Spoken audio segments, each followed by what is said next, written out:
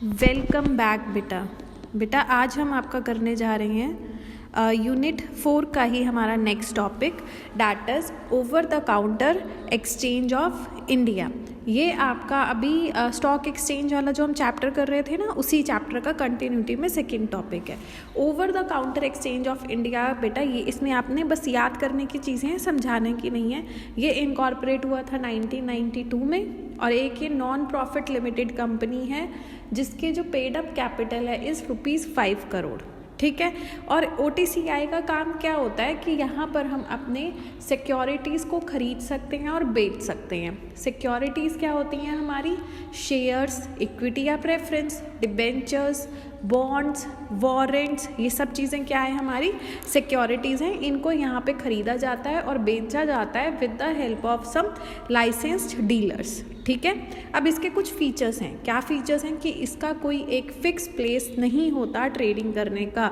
लोग different cities के अंदर अपना ऑफिस खोल लेते हैं। आपने देखा होगा ना, ये ट्रेडिंग ऑफिस खुले होते हैं जो आपका स्टॉक मार्केट नहीं होते, मतलब छोटे ना इन्होंने अपने ऑफिसेस खोले होते हैं, इन्होंने अपने क्लाइंट्स बनाए होते हैं।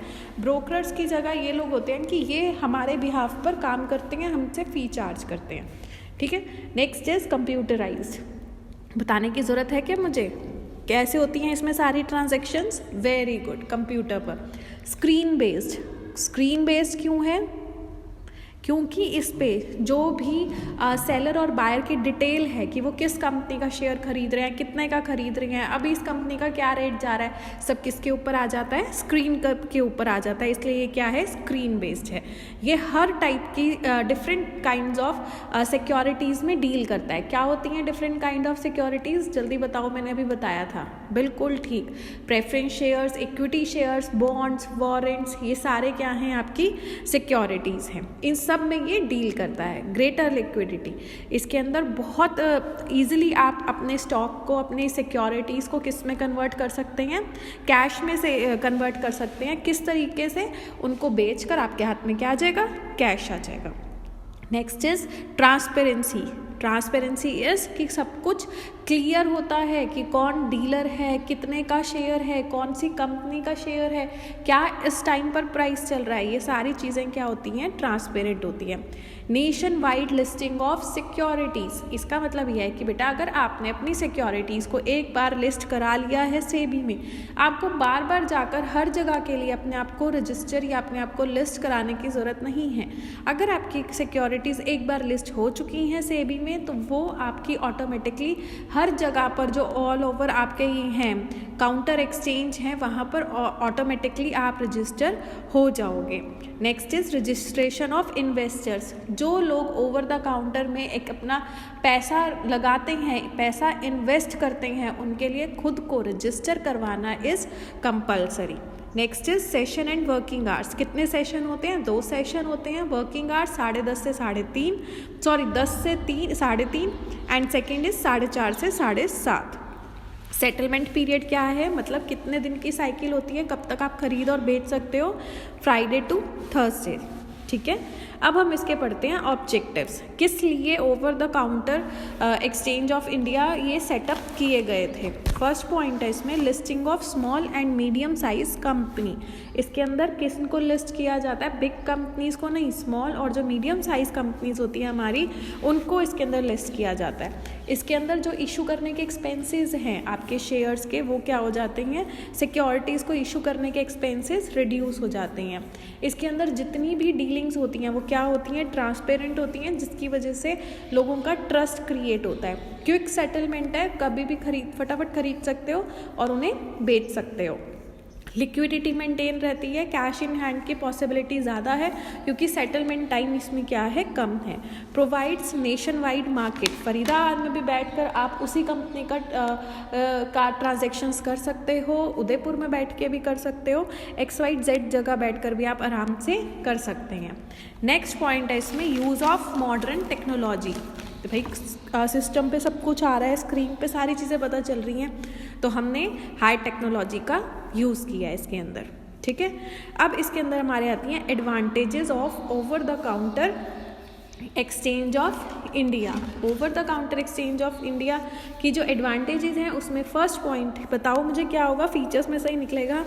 वेरी गुड, फर्स्ट पॉइंट है कि इसमें क्या है, ट्रांसपेरेंसी है डीलिंग में, फटाफट सेटलमेंट हो जाता है, कहीं दूर बैठे हो कहीं लोकेशन पे वहाँ से भी आप ट्रेडिंग कर सकते हो, कैपिटल रेज करना इजी होता है और अपने आप को लिस्ट कराना, इजी लिस्टिंग, अपनी सिक्योरिटीज़ को लिस्ट कराना इसके अंदर क्या होता है, इजी होता है। वेरी गुड बेटा, इसमें एक छोटा सा टॉपिक है that is Bombay stock exchange.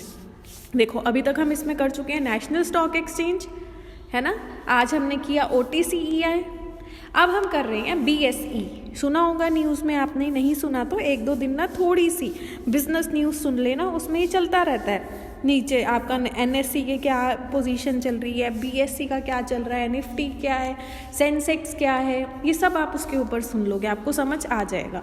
तो यहाँ पर वो कह रहा है जो हमारा बॉम्बे स्टॉक एक्सचेंज है ना, वो ओल्डेस्ट स्टॉक एक्सचेंज है इंडिया का। सबसे पहला जो स्टॉक एक्सचेंज खुला था वो कहाँ खुला था, बॉम्बे में। कब खुला था, 1875 को। कौन सी डेट को, 1 जुलाई को, ठीक है। और कहाँ खुला था, बताओ बताओ, बॉम्बे में। कब खुला था, 1 जुलाई 1875 को। इसको परमानेंट रिकॉग्निशन कब मिला था, 31 अगस्त 1957। देखो कितना टाइम लग गया इसको परमानेंट रिकॉग्निशन मिलने में, है ना। अब वो कह रहा है इसकी ना 3 सब कमिटीज़ हैं, याद कर लो इनके नाम। कौन कौन सी सब कमिटीज़ हैं, पंचायत, चूकदार, लिस्टिंग। बोलो मेरे साथ साथ कौन सी कमिटीज़ हैं, पंचायत कमेटी, चूकदार committee and listing committee. Very good, panchayat, चूकदार, listing, PCL। Clear, PCL committee कौन सी, पंचायत, चूकदार, लिस्टिंग कमेटी। Very good. अब वो कह रहा है कि इसके कितने मेंबर्स हैं, 504 मेंबर्स हैं इन टोटल, पर इसमें से अभी 180 मेंबर्स ऐसे हैं जो एकदम से एक्टिवली पार्टिसिपेट करते हैं, अच्छे से अपना काम करते हैं। अब इसके जो मेंबर्स हैं उनको हमने 2 कैटेगरीज में डिवाइड किया है, डैट इज़ ब्रोकर्स या जॉबर्स। जॉबर्स को हम तारावानी वालास भी कहते हैं, तारावानी वालास। देखो अभी तक हमने बॉम्बे स्टॉक एक्सचेंज में क्या पढ़ा, सबसे पुराना है 1875 में आया, परमानेंट रिकॉग्निशन 1957 में मिला था। 3 कमेटी थी, कौन कौन सी, गांव में क्या होता है, पंचायत, रात को क्या करते हैं, चूकदार, चौकीदार से क्या बन गया, चूकदार। और हम शुरू से ही पढ़ रहे हैं स्टॉक एक्सचेंज में क्या किया जाता है, लिस्टिंग। तो 3 कमिटीज़ हैं, पंचायत, चूकदार एंड लिस्टिंग। टोटल 504 मेंबर्स हैं इसके, पर उसमें से अभी कितने एक्टिव हैं, 180 एक्टिव हैं। 2 कैटेगरीज में डिवाइड किया है हमने, ब्रोकर्स एंड जॉबर्स। ब्रोकर्स का काम क्या होता है, वो अपने क्लाइंट के लिए डील करते हैं, दे डील फॉर देयर क्लाइंट्स। और जो जॉबर्स होते हैं जिन्हें हम क्या कहते हैं, तारावानी वालास, वो क्या करते हैं, बाय करते हैं और सेल करते हैं और अपने लिए खरीदते और बेचते हैं, पर वो एज ब्रोकर्स भी काम करते हैं, ठीक है। देखो इसमें क्या लिखा हुआ है, members are divided into 2 parts, A brokers, B is तारावानी वालास, दैट इज जॉबर्स। ब्रोकर्स का काम क्या होता है, they deal for their clients, वो सिर्फ और सिर्फ अपने क्लाइंट्स के लिए डील करते हैं। मैं कुछ काम नहीं अपने लिए नहीं कर रही, मेरा ये काम है कि अपने क्लाइंट को अच्छी सिक्योरिटीज़ बेचना और उनकी जो सिक्योरिटीज़ उस टाइम पर हायर रेट पर निकलती हैं उनको बेचना, ठीक है। ये होता है एक ब्रोकर का काम। जॉबर्स का काम क्या होता है, मैं अपने लिए खरीदती और बेचती हूँ, मैं खुद शेयर मार्केट के अंदर इन्वेस्ट करती हूँ, पर अगर मुझे कोई और कह देता है कि आप मेरे बिहाफ पर ये खरीदो और बेचो और मैं इसके बदले में आपको पैसे दूंगी, मैं वो भी करती हूँ। तो मैं क्या हो गई, जॉबर्स हो गई, तारावानी वाला हो गई।